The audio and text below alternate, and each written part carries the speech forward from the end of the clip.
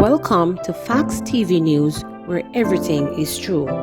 Cookshop operator murdered in Hanover. A cookshop operator was shot and killed at his restaurant in Great River, Hanover on Saturday morning. The incident happened around 6 o'clock. It is reported that operator known as Spider was in the process of preparing meals for his customers when he was attacked. He succumbed to his injuries. The incident is being probed by the police. Cops making headway in Ruby's Cashier murder. The police are reporting close to making a breakthrough into the killing of Ruby's gas station cashier, who was found at her home at Freehill in Bamboo St. Anne on Monday morning. Anissa Rose, 24, was believed to have been murdered between 4 p.m. on Sunday and 1:30 p.m. Monday when her body was found. Superintendent David White, the acting head of the St. Anne Division, told reporters that the police are making progress with their probe.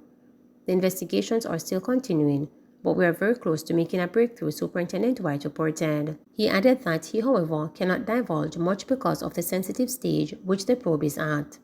It was reported that about 4 p.m. on Sunday, residents reported to heard the now deceased and someone quarreling inside her house. However, checks were not made until about 1:30 p.m. on Monday when residents found her body. Police said when they arrived at Rose's residence, her lifeless body was found clad in a yellow blouse and blue shorts and was barefooted, with her hands bound and her throat slashed. Body was seen on its right side in bushes in her yard, the police said. 2 shot and injured at Mandeville party.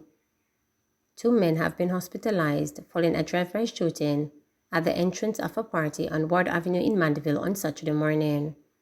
A police report said about 2:15 a.m., the men who were patrons at a nightclub and lounge were shot by gunmen traveling in a motor car.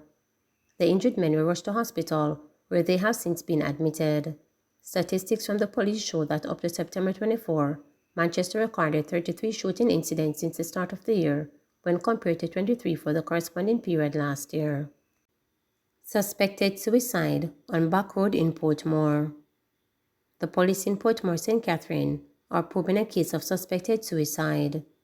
The body of a man identified only as Omar was found hanging by his belt at a section of an abandoned premises along Fort Augustus Drive. Residents say he was living on the location for some time and claim that he had a history of mental illness. 16-year-old girl among 13 people charged during police operation in Ocho Rios. A 16-year-old girl is among 13 people who were arrested and charged during police operation in Ocho Rios St. Anne on September 30. The teen, who is from St. Mary, has been charged for indecent language. The other 12 accused, 11 of whom are from St. Anne, have been charged for possession of an offensive weapon, robbery, illegal vending, and smoking in a public space. Reports are that between 10 and 3 p.m., a public order operation was carried out in the town, which resulted in the seizure of 6 offensive weapons, a quantity of ganja, and a quantity of gun provisions including 3 dozen coconuts and 18 pounds of yam.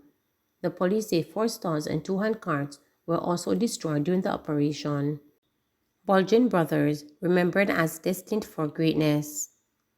The New Testament Church of God Convention Center in Rhodespen, Old Harbour, St. Catherine, was transformed into a sea of sad faces on Saturday for the funeral of brothers Tavares and Tavan Belgian. While being a sad occasion, the praise and worship that erupted believed that fact. Bishop Will Robinson set the pace for the proceeding when he told the Lord's Wrong that is not a funeral, it is a thanksgiving service, as he pointed to Job, who lost all his children and chose to worship instead of mourning. The brothers last Mount John in Martha's Vineyard in the United States. Stating that there is no understanding what happened, Robinson invited the audience to worship and praise God in the midst of loss and bereavement. Bishop Orville Plummer, in giving tribute on behalf of the New Testament Church of God, Jamaica, described the brothers as a model of what Jamaican men should be: godly, civic-minded, upstanding young men, jovial, respectful, law-abiding, purposeful, and destined for greatness. The brothers were lauded for their church involvement at Palmer's Cross, Clarendon, as they played active roles in several ministries, such as Sunday School, choir music expansion.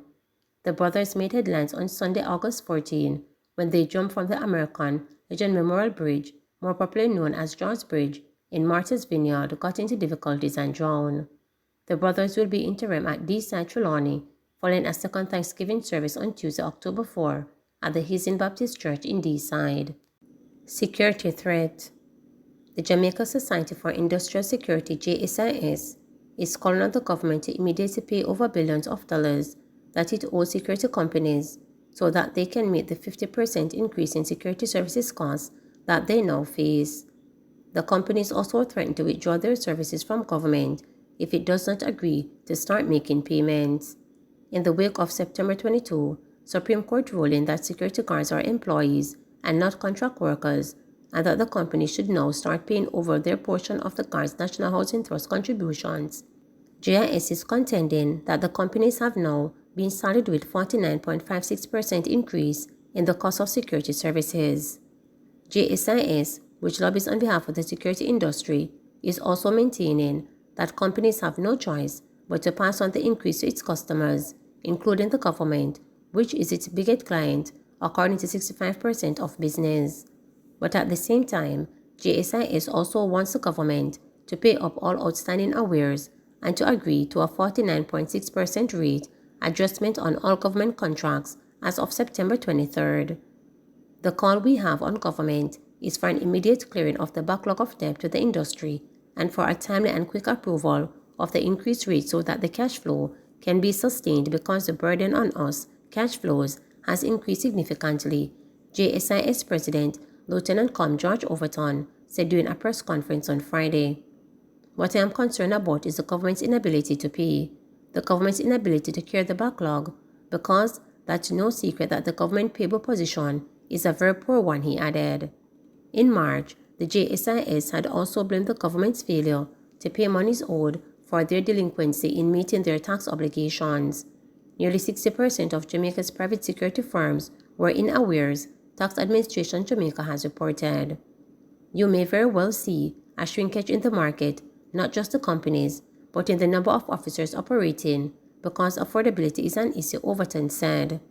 He noted that smaller companies which are already experiencing difficulties meeting their payroll as a result of disruption in payment regime due to COVID-19 will face increased cash flow challenges.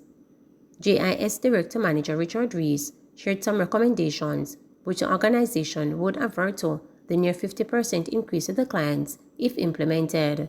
Among them is a framework agreement in which the government would agree to adjust their payments by 49.6%. If they don't acknowledge the increase, we are going to have to pull our service, as we will not be able to sustain the cost, Overton warned. We have to comply with the court, we can't defy the court, and our costs have gone up since 23rd, and avoid this cost. Come our next payroll, if our guards don't see overtime in there, all the lawyers will be knocking on our doors, cause all the lawyers will be out there waiting on this, he said. Other recommendations include a memorandum of payment on the status contribution for their works until an equitable framework has been finalized, as well as the immediate enactment of legislation to change the work week from 40 to 60 hours by way of an amendment to the Minimum Wage Act. The companies are also pressing for consideration of proposal to establish a category of dependent contract which provides for a hybrid arrangement that includes benefit, and for the enactment of legislation to provide for a single regulatory body for the private security industry to be expedited. These recommendations would reduce the impact on clients as it relates to increased rates and provide benefit for the security officers and ensure business continuity of the private sector providers. Failure by the government to intervene, albeit after the fact, which will result in an increase in unregulated operations and reduction in security services due to the inability of some clients to contract this critical service, Rees stressed. He, however, pointed out that JSIS had already met with the government on September 26, served notice of the increase, and shared the recommendations. The court ruling, which will now affect the operation of other security companies, came after the NHD took Marksman Limited to court, seeking a declaration that the guards were employees and to recover approximately $478 million in outstanding contributions for the period of 2000 to 2016. The company had only been paid over the 3% that is collected from the workers. Overton, however, noted that the changes will significantly benefit the guards. Their earnings will increase significantly because for every 40 hours, they will earn one time and a half. Their earnings are going to be going up, and of course, the benefits of the vacation and sick leave are also there. So they are benefiting, and we're grateful because some of them, we have always wanted to implement this, he said. Please remember to subscribe, like, share, and click the notification bell.